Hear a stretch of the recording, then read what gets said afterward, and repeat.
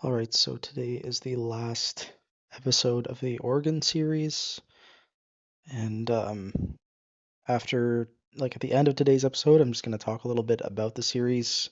I think we looked at maybe 11 scores, so it feels very, very short compared to the piano series, which was right before it, which was like 100 and something episodes.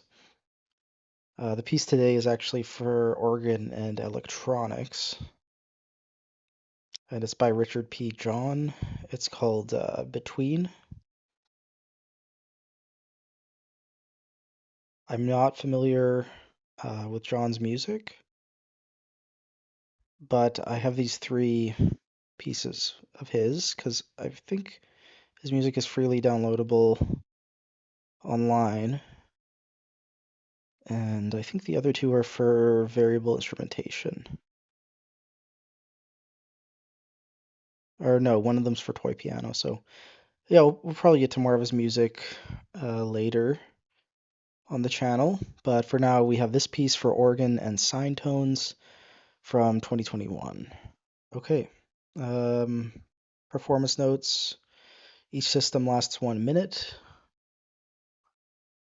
Pages are played in standard order, left to right, top to bottom. The sine tones are proportionally notated, and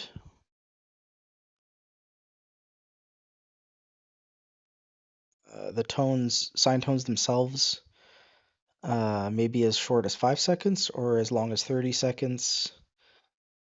Uh, I guess by the tones he means the tone that you're performing at the organ. Um, the register of each tone, as well as its position within each bar, can be varied at the discretion of the performer. I think all this will make more sense if we just look at the score. So, yeah, this is what a typical line would look like. So, yeah, these whole notes basically just indicate note onsets, and I guess none of the sine tones are notated here. It's just the organ part. But yeah, you can kind of hold these as long as you want, as long as they don't exceed 30 seconds. So I wouldn't hold them for an entire line of music. You can see that the duration quickly gets very long, right? If you notate a minute per line. It's 12 minutes in total. And here we have a list of sine tones. Okay, so yeah, instead of notating where they happen, he's decided to just give you their place in time. So like the first sine tone starts at 19 seconds and ends at 32 seconds into the piece. It's an E6, 1318.51 hertz. So if we look at E6, 1318.51, yeah. A5 is obviously 880. F6 is 1396.91. So yeah, all of these are going to be an equal temperament, which may butt heads with whatever temperament the organ is in. So Richard P. John is a pianist, composer, and conductor, born in Neath, South Wales in 1981. He's performed extensively at a range of venues, um, but he only started playing piano in '93. His compositional output consists of solo, vocal, ensemble, and choral music, as well as the soundtrack to several independent films. His latest soundtrack is M, a short American horror film directed by Josh Banks. And you can find all of his music on Sheet Music Plus. He's recorded the music of Dan Phelps, Sophie Stone, Corey Reeder, Jukka-Pekka Kervinen, and Paul Bedouin. And he founded August 2 Editions, a label for experimental music. Let's have a look at that. And they seem to be focused on different large scale works by different composers. Like for example, this one is a Hugh Morgan album. This one is a Paul Bedouin album, an Anthony Donofrio album over here, the green one, Sophie Stone album in pink. So yeah, sort of like large scale keyboard works, I'm assuming. And he performs with this mainly slow ensemble, which I'm not familiar with, which is an extension of mainly slow organ music, something we've mentioned in the series. So, yeah, very cool. I think that's all I'm going to say about Richard. Excited to get to know his music for the first time. Out of curiosity, I'm just going to look at his works list here. Not a ton of stuff with electronics. And his output seems to have kind of jumped up a notch after the pandemic.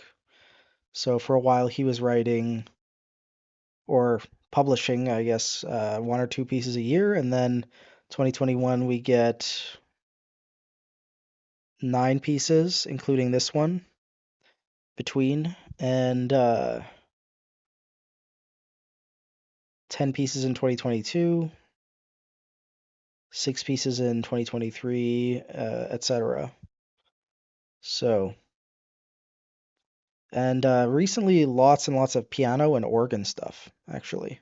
And I'll see you in 12 minutes.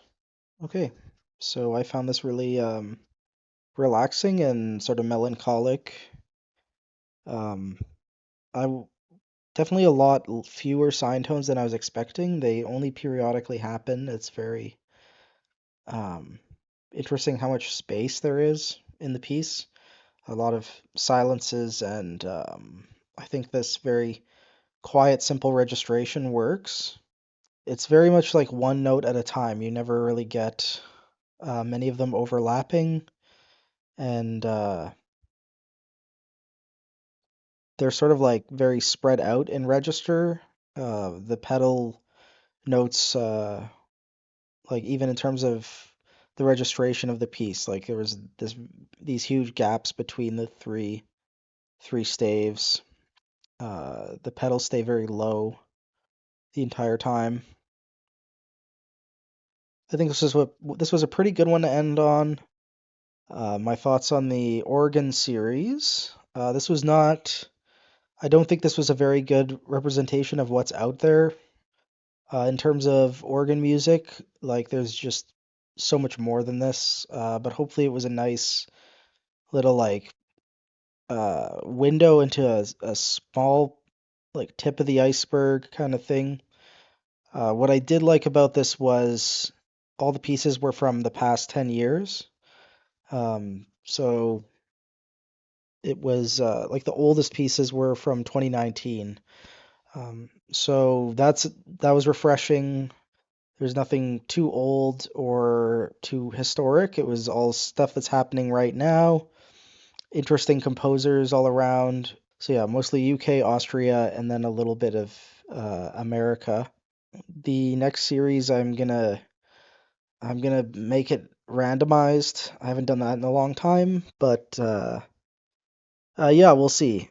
Some of the larger genres I have to tackle are like the solo flute pieces. Um, maybe I think I have quite a few solo violin pieces. Oh yeah, also variable instrumentation is a huge one. That's probably going to be or open instrumentation. That's probably going to be the big genre that I haven't tackled yet.